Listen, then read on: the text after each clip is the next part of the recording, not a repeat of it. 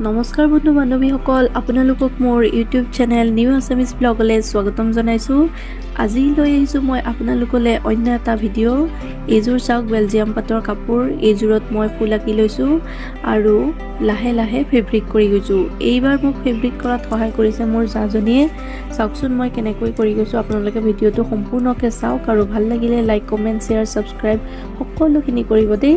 আৰু চেনেলটোত যদি নতুনকৈ আহিছে তেনেহ'লে সাবস্ক্ৰাইব কৰি দিব আৰু লগতে বেল আইকনটো দবাই দিব, যাতে মোৰ আহিবলগীয়া অন্য ভিডিঅ'সমূহ আপোনালোকে পাই থাকে। চাওকচোন, মই ইয়াতে নীলা, হালধীয়া, বেঙুনীয়া, সেউজীয়া, ক'লা আৰু ৰঙা ৰঙৰ ৰং দিছোঁ। নাজানো কেনেকুৱা লাগে কাপোৰযোৰ, কৰিহে গৈছোঁ। শেষত গম পাব আপোনালোকে কেনেকুৱা লাগে আৰু কোনে পিন্ধিছে কাপোৰযোৰ।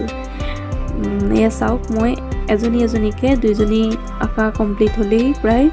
আৰু ক'লা ৰঙেৰে মই আউটলাইন দি দিছোঁ যাতে উজ্জ্বল দেখা যায়। বহুত কামৰ মাজত আমি দুইজনীয়ে মিলি কাপোৰযোৰ কোনোমতে শেষ কৰিলোঁ।